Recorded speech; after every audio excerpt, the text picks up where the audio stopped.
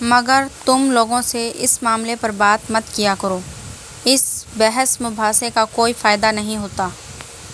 ابھی ہم لوگ اقلیت میں ہیں، جب اکثریت میں ہو جائیں گے تو پھر اس طرح کے لوگ اتنی بے خوفی کے ساتھ اس طرح بڑھ بڑھ کر بات نہیں کر سکیں گے، پھر وہ اس طرح ہماری تذلیل کرتے ہوئے ڈریں گے۔ مگر فی الحال ایسے لوگوں کے منہ نہیں لگنا چاہیے۔ بابا، آئین میں ہمیں اقلیت اور غیر مسلم قرار دیا گیا ہے۔ جب ہم اسلام کا ایک فرقہ ہیں تو پھر انہوں نے ہمیں غیر مسلم کیوں ٹھہرایا ہے؟ امامہ کو تحریم کی کہی ہوئی ایک اور بات یاد آئی۔ یہ سب مولویوں کی کارستانی تھی۔ اپنے اپنے مقاصد کے حصول کے لیے وہ سب ہمارے خلاف اکٹھے ہو گئے تھے۔ ہماری تعداد بھی زیادہ ہو جائے گی تو ہم بھی اپنی مرضی کے قوانین بنوائیں گے اور اس طرح کی تمام ترمیمات کو آئین میں سے ہٹا دیں گے۔ ہاشم مبین نے پرجوش انداز میں کہا۔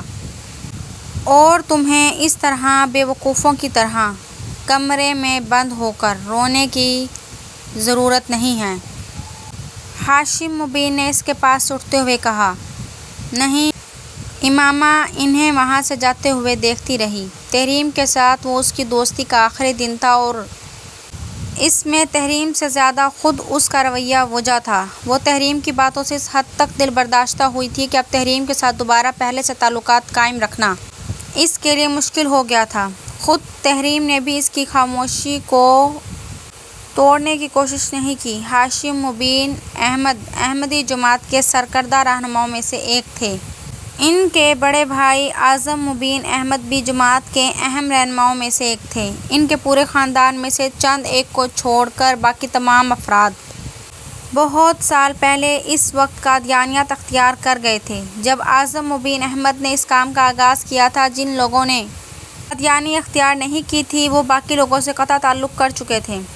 اپنے بڑے بھائی اعظم مبین کے نقش قدم پر چلتے ہوئے ہاشم مبین نے بھی یہ مذہب اختیار کر لیا۔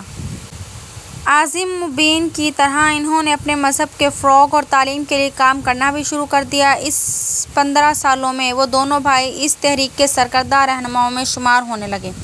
اس کی وجہ سے انہوں نے بے تحاشا پیسہ کمایا اور اس پیسے سے انہوں نے سرمایہ کاری بھی کی، مگر ان کی آمدنی کا بڑا ذریعہ تحریک کی تبلیغ کے لیے میسر ہونے والے فنڈز ہی تھے۔